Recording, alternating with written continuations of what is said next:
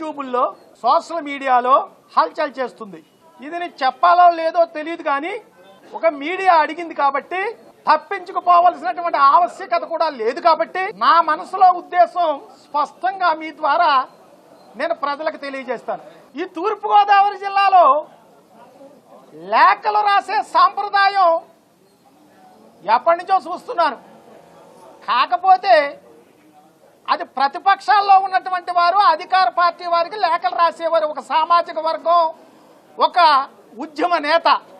ఆయన నిత్యం లేఖలు రాసేవారు. కానీ ఈరోజు అధికార పార్టీలో ఉండి అత్యున్నతమైనటువంటి స్థానంలో ఉండి ఒక పాలిట్ బ్యూరో సభ్యుడిగా కొనసాగుతూ శాసన మండలి సభ్యుడిగా ఉంటూ గతంలో అనేక పదవులు అనుభవించినటువంటి వ్యక్తి ఆయన ఏదైనా చెప్పాలనుకుంటే నిర్భయంగా నిస్సందేహంగా ముఖ్యమంత్రి గారికి ఫోన్లో అయినా చెప్పొచ్చు, లేకపోతే పాలిట్ బ్యూరో సమావేశాల్లో చెప్పొచ్చు, లేకపోతే స్వయంగా కలిసి చెప్పొచ్చు. ఈ రకంగా బహిర్గతంగా బీసీలకు అన్యాయం జరిగింది కాకినాడ సెస్లో అని ఒక బహిరంగ లేఖ రాయడం ఆయనకు స్వేచ్ఛ ఉంది, నాకు కూడా ఒక స్వేచ్ఛ ఉంది నా అభిప్రాయాన్ని వ్యక్తం చేసేది. ఆ రకంగా రాసి ఉండకూడదు అనేది నా వ్యక్తిగతమైనటువంటి అభిప్రాయం. ఇకపోతే వారు రాస్తే రాసి ఉండొచ్చు, బీసీలకు అన్యాయం జరుగుతుంది కాకినాడ సెస్లో అని చెబుతూ ఏ వ్యక్తుల వల్ల అన్యాయం జరుగుతుందో చెప్పాలి. ఆ వ్యక్తులు చివర ఆ కులాన్ని చేర్చి ఆ కులము యొక్క మనోభావాలను దెబ్బతినేలా ఆ లేఖలు ఉండకూడదు. కేవీ రావు వల్ల జరుగుతుంది అంటే కేవీ రావు వల్లే చెప్పాలి. కేవీ రావు చౌదరి మురళీకృష్ణ వల్ల జరుగుతుందంటే మురళీకృష్ణ అని చెప్పాలి, మురళీకృష్ణ చౌదరి. జిఎంఆర్ వల్ల జరుగుతుందంటే జిఎంఆర్ అని చెప్పాలి, జిఎంఆర్ వైశ్య అని ఒక వ్యక్తి వల్ల అన్యాయం జరిగితే ఆ వ్యక్తినే చెప్పాలి తప్ప చివర ఆ కులాన్ని జోడించి లేఖ రాయడం నా వ్యక్తిగతంగా నాకు కూడా నచ్చలేదు. దీని మీద ఒక సామాజిక వర్గం వారు మనస్తాపం చెంది సుంకర వెంకటేశ్వరరావు గారు ఒక వీడియో చూశాను నేను. ఆయన చాలా ప్రశ్నలు సంధించారు ఎవరు రామకృష్ణుడు గారిని, వారు సమాధానం చెప్పాలి. ఇకపోతే సుంకర వెంకటేశ్వరరావు గారు చెప్పింది చాలా సమంజసమని నాకు కూడా అనిపించింది. ఎందుకంటే నాకు కూడా ఒక్కోసారి అనిపిస్తూ ఉంటుంది, 42 సంవత్సరాలు రాజకీయంలో ఉన్నటువంటి సీనియర్ నాయకుడు యనుమల రామకృష్ణుడు గారు. యనుమల రామకృష్ణుడు గారు చెయ్యని పదవి లేదు. ఆయన ఈ 42 సంవత్సరాలలో అంటే నేను 43 సంవత్సరాలు 44 సంవత్సరాల నుంచి రాజకీయాల్లో ఉన్నాను. నేను వచ్చిన తర్వాతే రామకృష్ణుడు గారు రాజకీయాల్లోకి వచ్చారు. ఎందుకంటే నేను 1981లోనే సర్పంచ్ని, 1983లో తెలుగుదేశం పార్టీ వచ్చిన తర్వాత రామకృష్ణుడు గారు వచ్చారు. ఈ 42 ఏళ్ళు పరిశీలించాను.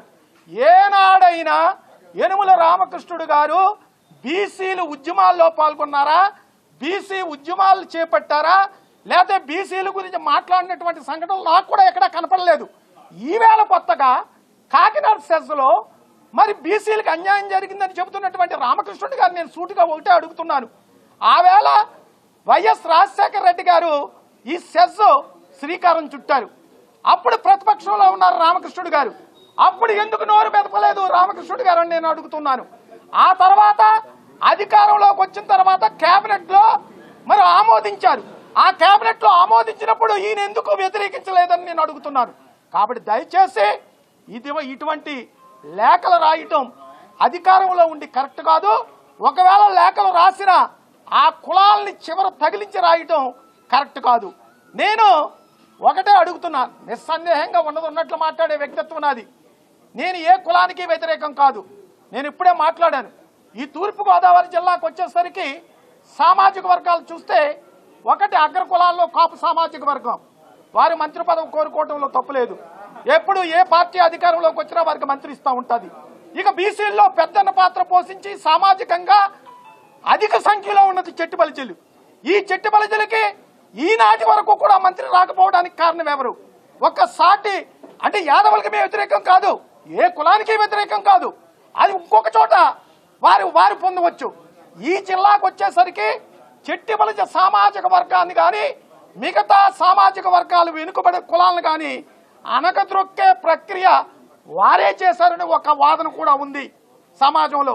అందుకే రామకృష్ణుడు గారు మరి ఏదైనా మరి కలత చెంది మంత్రి పదవులు లేదని ఈ రకంగా మాట్లాడుతున్నారేమో మాకు తెలియదు. కానీ ఈయన బీసీల గురించి నిజంగా ఉద్యమం చేపట్టగలిగితే ఏం అన్యాయం జరిగింది, ఎలా అన్యాయం జరిగింది, ఎవరి వల్ల అన్యాయం జరిగింది మీరు చెప్పడానికి ఒక రౌండ్ టేబుల్ కాన్ఫరెన్స్ ఏర్పాటు చేయండి. ప్రత్యక్షంగా ఉద్యమం చేపడదాం. మీరు ముందుంటారా అని నేను అడుగుతూ ఉన్నా మీ ద్వారా.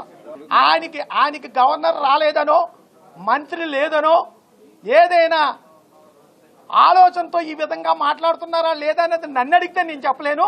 ఇది యనుమల గారిని అడిగితే బాగుంటుంది. పార్టీ అధ్యక్షులు చూసుకుంటారు. మాకు పార్టీ క్రమశిక్షణ కలిగినటువంటి పార్టీ. ఇది కూడా మీరు అడిగారు కాబట్టి నేను మాట్లాడుతున్నాను. కాబట్టి వారు లైన్ దాటించి చేశారా లేకపోతే ఏ రకంగా చేశారా అనేది మాకు ఒక పాలిట్ బ్యూరో ఉంది. పాలిట్ బ్యూరోలో చర్చిస్తాం. పార్టీ అధ్యక్షులు నిర్ణయం తీసుకుంటారు. ఇది నాకు సంబంధించినటువంటి విషయం కాదు.